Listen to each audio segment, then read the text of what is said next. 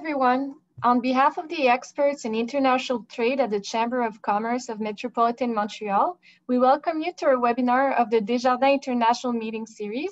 And today's topic is business opportunities in Qatar. My name is Dina Mansour, and I am an advisor for international market development at the Chamber of Commerce of Metropolitan Montreal. And I am pleased to animate this webinar with you today. I would like to use this time to thank our partners for this event, starting with the Economic Development Agency of Canada for the region of Quebec for its ongoing support of World Trade Center Montreal's activities, as well as our sponsors, Desjardins and La Presse, who made this webinar series possible. So please note we had a change with the speaker today. So Sheikha Lanoud Al-Thani could unfortunately not make it today. So we are pleased to have with us Mr. Majid Al-Amari, Associate Business Development at Qatar Financial Center as our speaker today. He's a bilingual Arabic and English commercially focused business development professional with more than 5 years experience in the financial service sector. Mr. Al-Amari joined Qatar Financial Center as a business analyst in the business development department in 2015. During then, he participated in several projects and events in business development as a representative of QFC. Mr. Al-Amari holds a Bachelor of Science in Business Studies with marketing from University of Bedfordshire in the UK. So I just want to take also a moment to say that this event will be entirely in English. Veuillez prendre note que cet événement est entièrement en anglais. Please take a moment to look at the platform. If you have any questions, please write them in the designated Q&A box located on the bottom center of your screen, and we will address them towards the end of the webinar. You might also ask your question in the official language of your choosing, and I will be happy to translate it for you if needed. If you have comments or technical issues, you can address them in the chat box. Alors, si vous avez des questions, si vous voulez les poser en français, ça me ferait plaisir de les traduire pour vous. Et je vous demanderai de les écrire dans la boîte Q&A ou QR au milieu de votre écran, en fait au centre, en bas. So you will also receive a short survey that will pop up in your browser, which we invite you to answer so we can gather your opinion for future events. I will also send you a follow-up email tomorrow, which will include today's presentation. So if you would like to watch this webinar again, we will make the recording available on the Chamber of Commerce of Metropolitan website, as well as on our YouTube page. So Mr. Al-Amari, you now have the floor.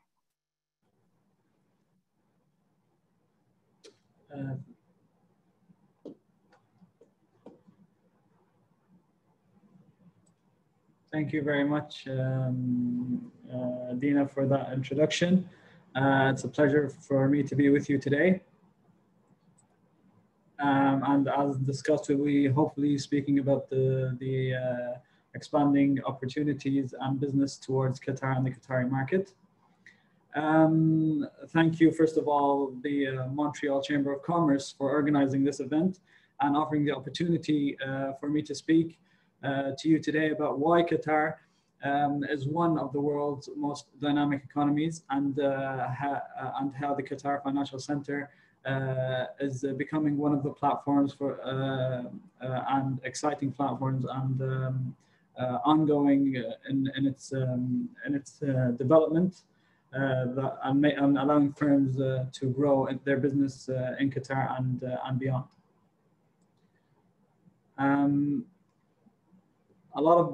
We always get this question in the Qatar Financial Center specifically, and from all the international markets throughout where we do our trade missions, is why should we do it in Qatar? Why should we come to Qatar? Why do business in Qatar? There are three main factors that we always tell people about, but it's mainly because of how resilient our economy is. We are one of the fastest growing economies in the world, and notably the second most competitive economy in the Middle East.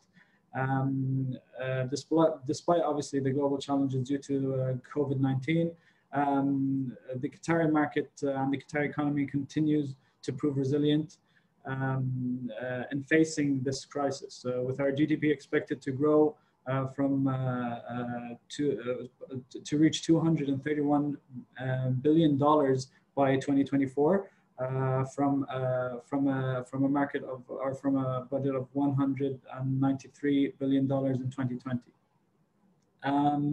The investing massively in the future concept that we have over, as you can see on the slide here, we have over $200 billion in infrastructure development underway. And also we have, we've tried to create a hub for international business by creating double taxation agreements with over 80 countries strategically located in the center of the Gulf region and in both the international, in the European and American markets. These are some of the ideas of where the investments are happening. As you can see here, we have the major infrastructure investments that are happening in Lusail City, one of the upcoming newest cities in Qatar, with an investment targeted at $45 billion US dollars. We also obviously have the Doha Metro that's reaching its final stages, obviously in preparation for the 2022 World Cup. With $21 billion US dollars as well. Our expressways program covered over $20 billion US dollars and is covering 900 kilometers of new roads in the state of Qatar. Our new ports that have been established with a $7.4 billion budget, Hamad Port, and as you can see also the national rail system and local roads and drainage program. Also, what we've noticed as well is the Canada and Qatar relation. The bilateral trade between Qatar and Canada witnessed a 35% year-on-year increase in 2019, according to the Embassy of Canada in the state of Qatar. The total value of bilateral trade between the two countries reached $331.7 million Canadian dollars in 2019, making Qatar Canada's third largest trading partner in the region. Also, Canadian exports to Qatar in 2019 topped at 266 million Canadian dollars, at a 69% increase from 2018 exports.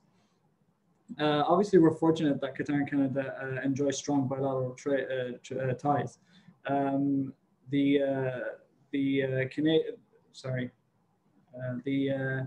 Canadian main exports to Qatar are aircraft parts and aircraft launch gear. So there's a huge connection between both the aeronautical fields in Canada and in Qatar.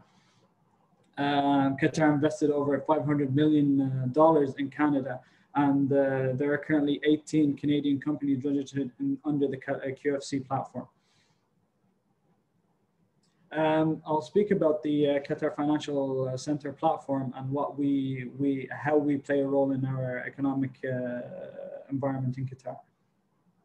Obviously, the main vision of the Qatar Financial Center here is, as you can see, to transform Doha into a leading global financial and commercial capital, attracting international firms to Qatar, firms that are equipped with this investment knowledge and experience to aid our economic diversification efforts and to increase FDI in Qatar as a core mandate that the Qatar Financial Center and that we have worked towards achieving since our inception.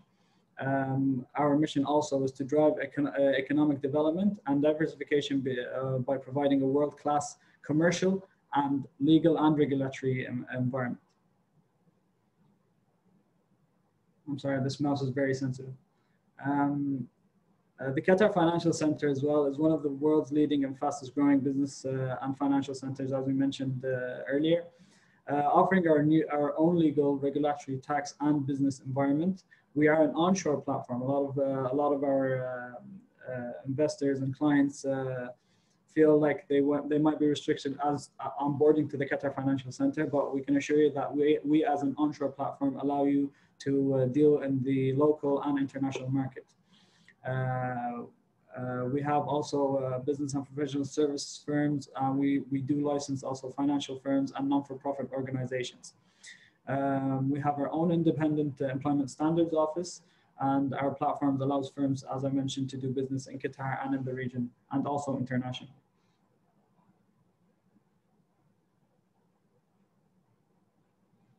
God, I'm just going to use the mouse pad for this. It's more. So recently, since our expansion and strategy and the vision that the government has taken through by hosting the 2022 World Cup and the strategic roadmap that we've drawn, we've noticed that the focuses of the QFC have clustered into four main fields: the financial sector, the sports sector, the digital, and the media sector. Some of the QFC focus clusters that we've seen here are financial, and these are some of the strategic financial services umbrellas that we're dealing with now. Under the financial service umbrella, QFC is focusing heavily on fintech, an area that is proving perhaps more important than ever in light of the ongoing COVID-19 situation, where we see fintechs are forecasted to play a key role in the recovery strategies. Fintech in Qatar is proving to be a catalyst for growth, particularly during the COVID-19 circumstances, which highlighted the necessity and possibility of applying technology by financial institutions to better interact and service their clients. For fintech, the global investment in the sector reached $122 billion over the last 3 years. And the QFC is working alongside our stakeholder, the Qatar Development Bank, which set up a fintech hub in 2018 and aims to facilitate collaborations among participants and stakeholders of the fintech ecosystem. In the sports sector, we've a key focus area, obviously. The sports industry is estimated to be valued at $20 billion by 2022. Sports is one of the QFC's fastest growing markets and leverages Qatar's status as a global sports business hub. QFC have already licensed several businesses such as the FIFA World Cup Qatar 2022 LLC, a joint venture that is responsible for key aspects of the 2022 World Cup, such as the planning and the delivery of operations and services of the tournament itself.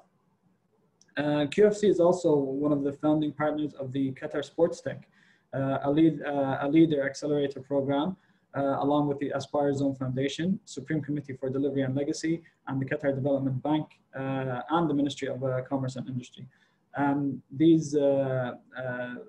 This functions to attract large sports-based and related multinationals and promote the setup of sustainable businesses and startups.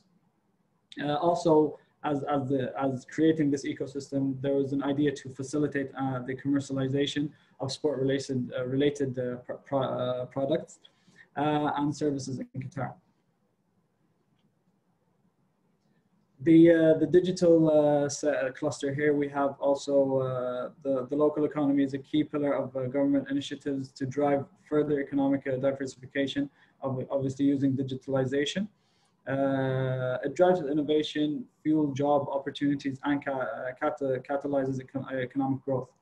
In fact, ICT spending in Qatar is set to grow at a compound annual growth rate of 9.2% during the period from 2019 to 2024 to reach $9 billion by 2024. QFC believes that the digital sector is also one of the most promising growth catalysts for Qatar's economy and extends an array of benefits and incentives to digital services, to digital service firms. This includes data and IT related services such as data science and cybersecurity. We have also digital financial solutions as digital payment gateways, e-wallets, e-wallet providers, and also in the digital sector, in the gaming service companies as one of the main aspects that we've been focusing on. And these are some of the strategic partners that we're dealing with at the moment. In the media cluster, obviously, last but not least, we facilitated the opening of remote Bloomberg television studio for live reports at the Qatar Financial Center in Doha, adding the major financial capital to existing remote locations in Riyadh and Abu Dhabi, as well as Bloomberg Television's Middle East and Africa Broadcasting Hub in Dubai. So it's clear that these sectors have a great potential for further growth. The Qatar Financial Center on onshoring capability. As you can see here, we allow up to 100% foreign ownership.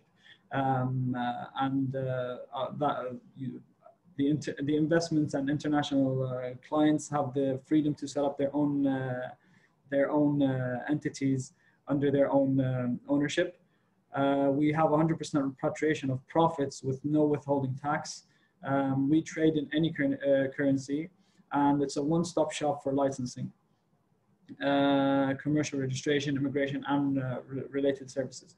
So it's a very transparent, accessible, and predictable operating environment based on English common law. And this, the visa and the employment process are very simple and straightforward. One of our main perks, let's call them, is the competitive tax environment that we have.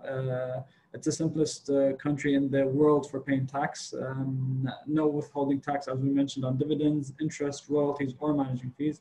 No personal income tax and no wealth tax. And as mentioned previously, we have double taxation treaties with over 80 countries. Our corporate tax is at 10% on locally sourced profits, and most expenditure is tax deductible, lowering tax profits. Tax losses can be carried forward indefinitely, reducing future taxable profits. So these are some of the incentives that we took when it comes to the tax regime that was adopted by the Qatar Financial Center.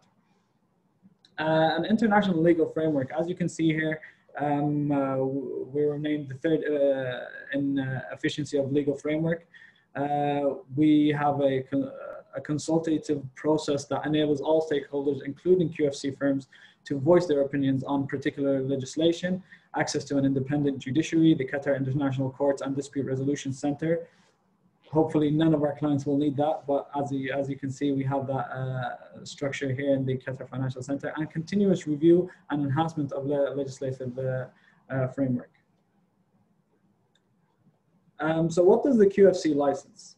As you can see here, we have two main sections that we like to title, with the non-regulated activities and the regulated activities. At the end of the day, the Qatar Financial Center was established to enhance the regulated sector, or the finance sector in the state of Qatar back in 2005. However, the expansion of strategy made it more and more feasible to onboard the non-regulated activities, such as professional and business services, treasury operations, holding companies, company headquarters, single family offices, management offices, and special purpose companies, or in banking terms, special purpose vehicles. And as mentioned, business councils and professional associations as non-for-profit entities. We still do allow the onboarding of regulated activities when it comes to banking, asset management, insurance, reinsurance, investment advice, investment services, and fiduciary businesses. Diving deeper into the permitted professional and business services activities. So the ideal base of operations for companies involved in advisory, consultancy, audit, tax consultancies, information technology, HR consultancies, any sort of consultancy that would service a certain sector is always onboarded, and we try to, if it's not on this list, that doesn't mean it's not applicable. If a new business comes with an idea of consultancy, we have a legal team that is ready and prepared to help in creating that structure and creating that definition for that structure to be set up under the Qatar Financial Center. So you're not limited obviously to these activities, but as you can see here, there is a large number of activities that go through to also media representation services, public relations, marketing and branding, and so on. When it comes to the QFC's corporate solution structure that we have, We, as mentioned before, we have the management offices and HQs, treasury offices, holding companies, and special purpose companies, and value chain options. The QFC's high net worth solutions also is, as you can see there, is investment clubs, single family offices, foundations, and trusts. These are some of the firms that are already under the platform. As you can see here, there are international names that are already registered under the Qatar Financial Center. We've got McKinsey's and Company, Phillips, Thomson Reuters, and Bloomberg. Obviously, some of the big four are already registered under the Qatar Financial Center. Now, the QFC's simple setup process. We've tried to enhance it since establishment. We've tried to enhance our application process to accommodate faster clients and to make it an easy step process to establish. Submitting the business case, submitting the application for license, and receiving the license and starting your operations it's as simple as you can see. When it comes to the application of the process, we in the business development team are dedicated to making it as smooth and easy to establish as possible.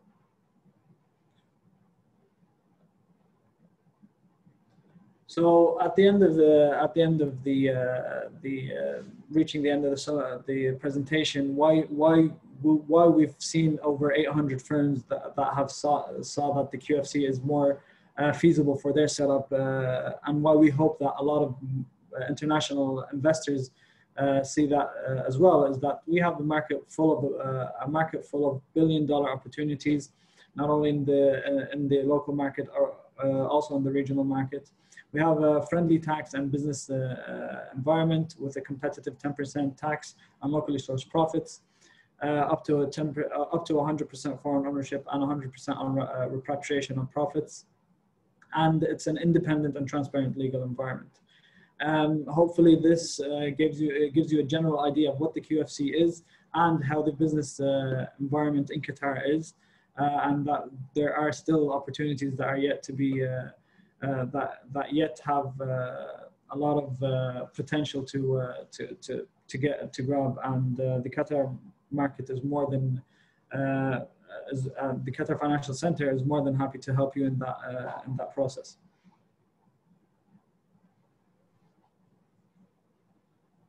Well, thank you very much, Mr. Al-Amari, for this presentation. So we already have a couple of questions from our public, and if someone still has any questions, so I invite everyone to write them, and we will address them now. We can start with the first question from liée Hussein. At the beginning of your presentation, you showed different clusters. One of them was about sports. So his question is, does eSport plays a role in this focused cluster as well? Definitely. So going back to the collaboration and the ecosystem that was created with our stakeholders, the Qatar Sports Tech and the Aspire Zone Federation, we've onboarded a lot of esports activities as well. So when it comes to there's a combination when it comes to the digital and sports clusters, that where e-gaming is one of the promising activities that we're onboarding, and we're eager to see more and more of not only under the Qatar Financial Center umbrella, but also in the local market. Thank you. So out of the clusters, there was no medical, but someone, so Claude Marquis is actually asking, what about the sector of distribution in medical devices field? Do you think there are some opportunities there? Obviously, these sectors we're not limited to these sectors as mentioned. There's always a necessity for every sector in the market. When it comes to these four sectors, these were aimed at, as mentioned, there was a government focus, so all the stakeholders involved were focusing. But that doesn't mean we're limited to that. Yeah, there is a lot of attention we see from the medical fields internationally and locally. So yes, if the Qatar Financial Center can play a role in onboarding these entities, we have no problem in sitting down and meeting with these clients when it comes to any field. If there's a relation or there's a niche that certain clients see in these fields, we're more than happy to sit down and discuss and see if they have if there's an actual opportunity, or if they can create their entity under the Qatar Financial Center to benefit from these fields. Thank you. So Dr. Sharif is asking also about all those clusters. So what is the place of health scientific investment businesses? Sorry, what's the, someone is asking what is the place of the health scientific investment cluster, and does it has any place with Qatar Financial Center? When it comes to the health cluster, we as a facilitator for companies, we see that these companies, if they have a potential client, or be it in the local market or regional market, and they see that their setup can be established under the Qatar Financial Center, we welcome that setup under obviously the rules and regulations. And if there is a certain body, because at the end of the day, the local market when it comes to healthcare is growing as well, and there is a focus internally on it. So it's really up to the investors themselves. If they see a potential, it's not restricted for them to invest in any field, especially in the medical field. And we as a facilitator, if we can help in means of establishing that entity or introducing them to a certain section, we'll be able to help in what we can help with. So thank you. I hope that answers the question. I think you did. So Isabel Lopez is asking, so question, what are the resources we should budget to open a division in Qatar in terms of money and time investment? So for example, let's say we have to hire a general manager. What is the average salary for a senior management position for someone who has at least 10 years or over of experience? And all those investments they should consider. When it comes to the entities that want to expand into Qatar, at the end of the day, we don't manage or put restrictions to any sort of entity with their personnel or their employees. As I mentioned, we have an employment standards office that is dedicated with the rules and regulations and its international framework. We don't ask for any sort of minimum requirements for personnel or for entities to have.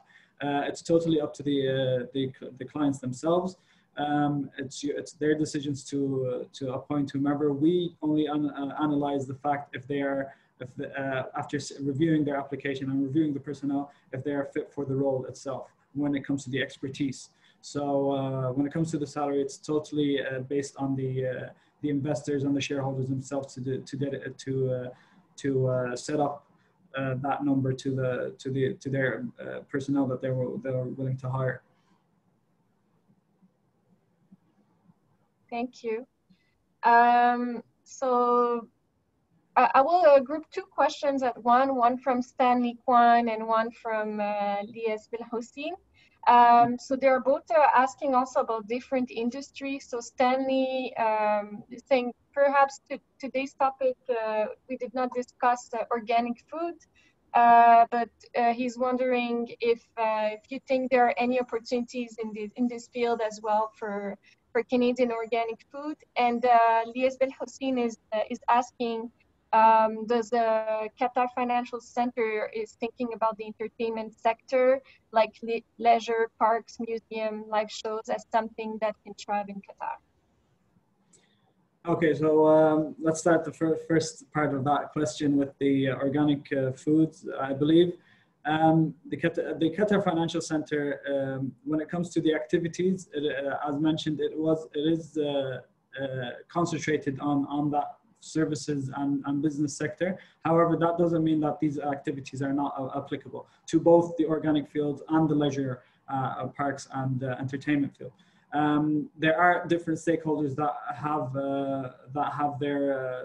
their plans and strategic alliances to make these projects or these fields more accommodating to the international investors. And we at the Qatar Financial Center can help link these personnel or these stakeholders with these investors.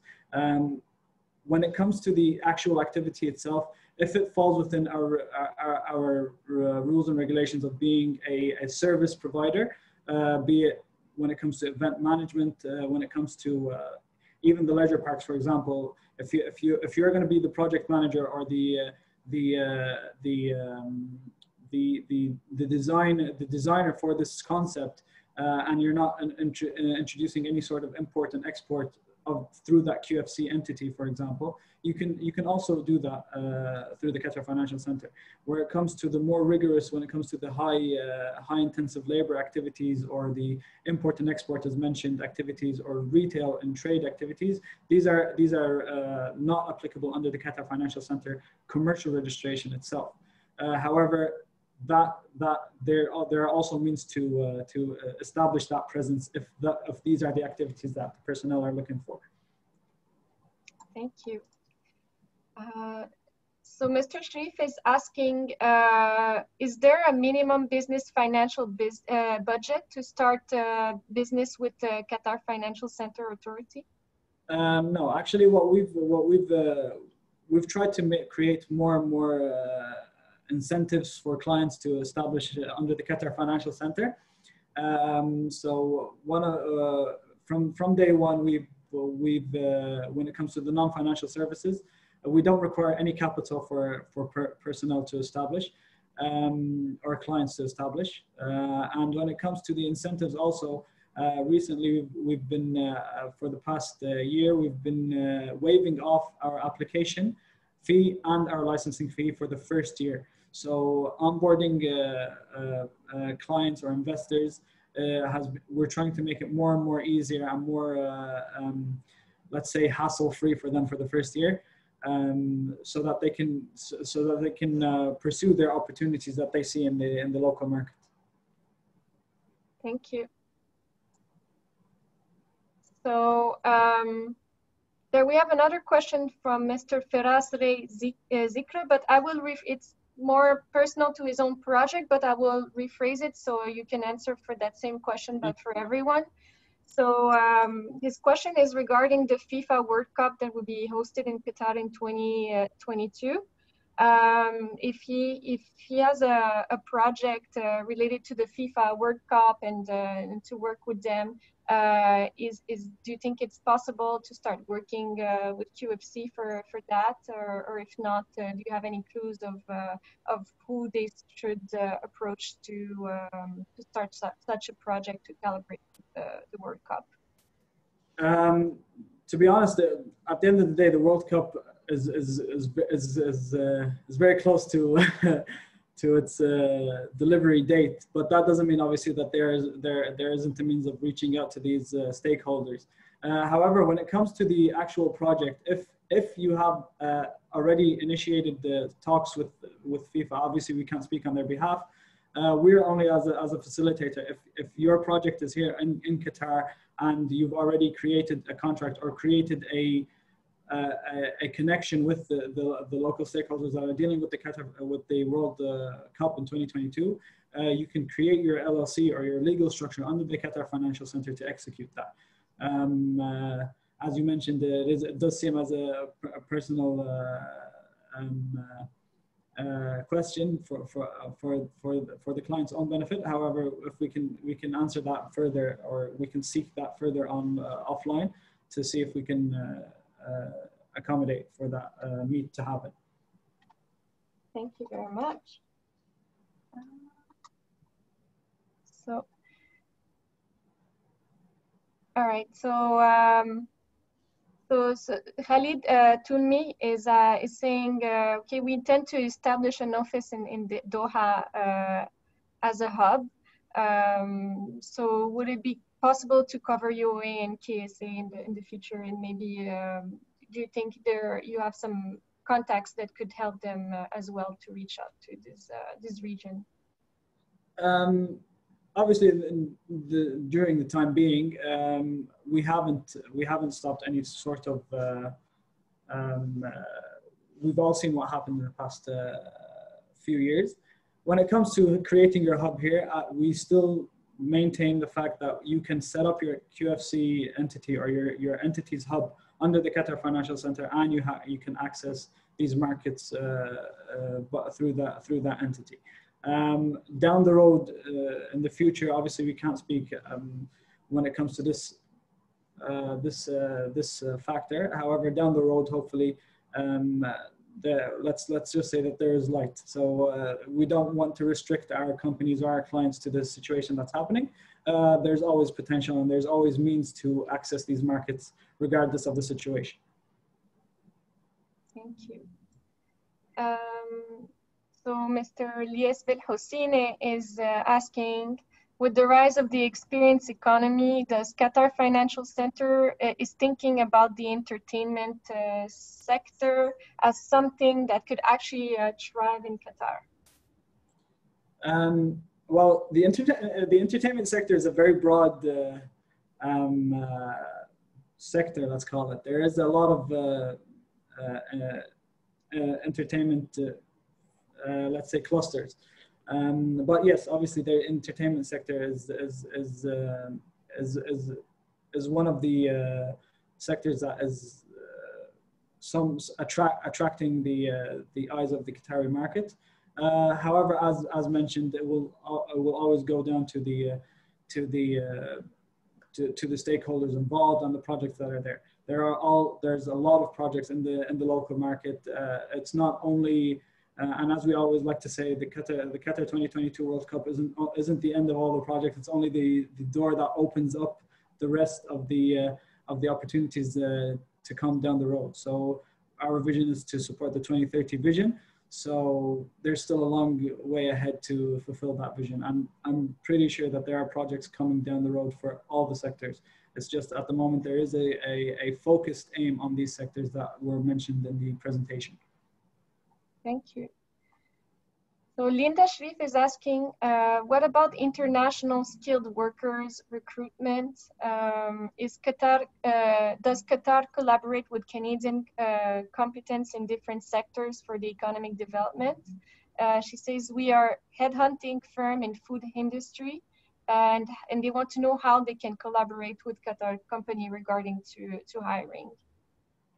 Well, to be honest, that's a bit in the Qatar HR realm, but I believe that there's a lot of opportunities seeking the normal channels. At the end of the day, we're representing Qatar Financial Center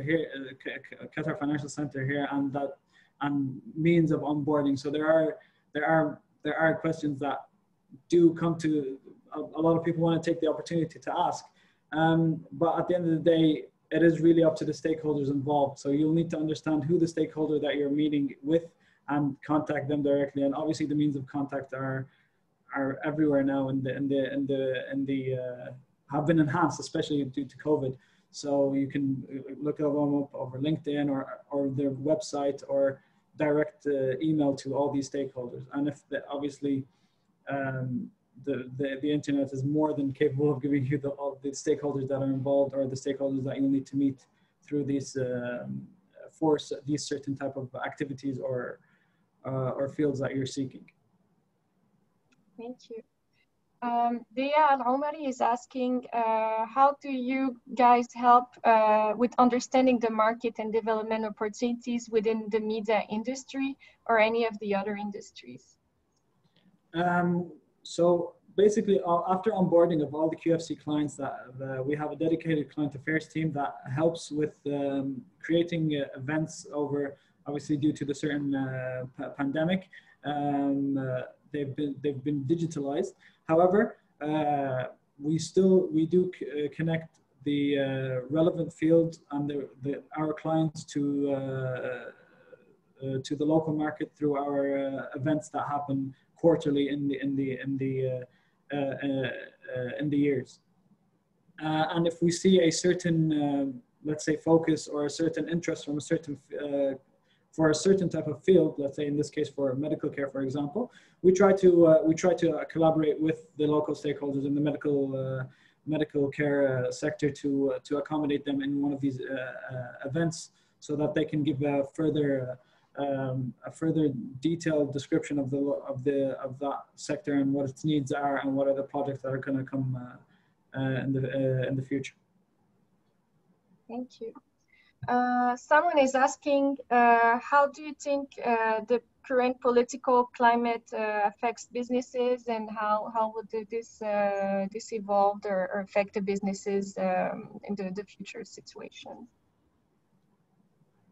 As mentioned previously, since the political situations at the end of the day are never going to stop, I believe personally, but in the QFC, we've been able, the QFC and Qatar, we've been able to maintain the business environment, and with our resilient economy, and thankfully to the Qatar's, to the government's guidance in how to keep that environment steady, so that the international investors don't feel that they're at risk when it comes to investing in Qatar. As we've shown over the years, and hopefully will be showing in the future, that we are able to maintain ourselves and our economy. Yeah, it's at the end of the day, what happens in that section doesn't affect, and hopefully will not affect the business environment in Qatar. Thank you. No problem. So Khalid Tulmi is asking, can you tell us more about the means and ways to be able to cover other neighbor countries under the current environment? At the end of the day, if you can answer this, sorry, because I know you're focused in Qatar. So if you can cover this and how to and how to approach the neighbor countries. At the end of the day, as I mentioned, yeah, at the beginning, I think the question was repeated. However, not a problem. At the end of the day, as mentioned, we concentrate on the personnel, on the entities that want to establish contracts regionally. If they're approached by a contract and they can fulfill that contract, then the only way of executing it will be differentiating the means of executing it. However, we don't have any restrictions. As mentioned at the very beginning, our CR accommodates for the regional and international markets. So it's basically down to the means of how to execute that contract if it were to come from the region or a neighboring country, and that's totally a decision that needs to be made by the entity, the QFC entity itself. Thank you. So we'll take our last question from Mr. Mohammed Ilmi.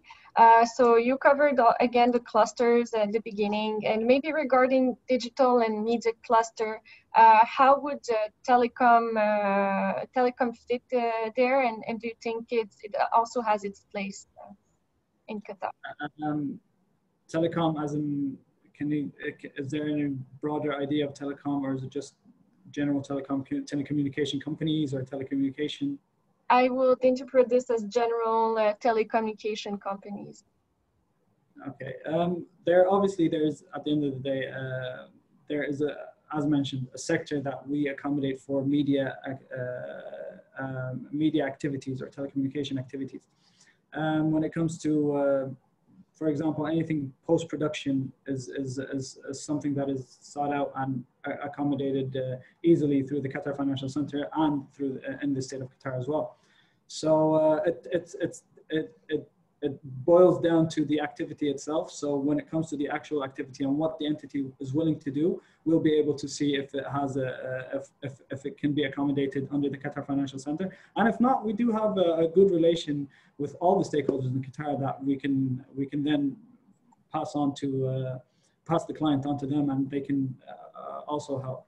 So at the end of the day, if the project is there for the client, and they have the opportunity, there are a lot of stakeholders and a lot of platforms that they can accommodate. Hopefully the Qatar Financial Center is always the #1 choice, but again, we're here to facilitate as well. If not physically through a legal entity, then we'll be able to create meetups to the focused stakeholder involved. Thank you. And Mr. Dilmi said as a position, he was referring to consulting and services. Oh yeah, consulting and services is as we like to say, our bread and butter. So it's something that the QFC is more than happy to accommodate for, and is easy to accommodate for actually. Well, thank you very much. So we are now at the end of the webinar. I would like to thank Mr. Al-Amari for his contribution for the presentation and for answering everyone's questions. As a reminder, I will send you a follow-up email tomorrow with his presentation and contact information if you need to reach out to him or refer to the presentation he used again. Also, as a reminder, you will have received a survey on your browser. We would kindly ask you if you can fill it up. It will help us to know what are your needs and find other subjects to cover that might be of interest for you and maybe improve our webinars if you had any technical difficulties. And I would also like to use this time to invite you to all keep informed of our next international business activities taking place online. So next week on Thursday, we have the Café Export webinar at 10 a.m., which will cover international news and will include an interview with an entrepreneur. Also stay tuned for the next Rencontre Internationale Desjardins webinar coming up in 2 weeks at the same day and time as usual, so on Wednesday at 10 a.m. So the next subject we will cover will be the fintech industry in Europe and its big presence in Lithuania. So once again, thank you very much, Mr. Al-Amari, for your excellent presentation. Thank you for having us, and thank you for your cooperation in organizing of this event. Thank you. So on behalf of the Chamber of Commerce of Metropolitan Montreal, I would like to thank you for joining us today. And it was a pleasure, everyone, to be your host. And I wish you a good day, and I hope to see you at our next event. Thank you very much. Stay safe. Thank you.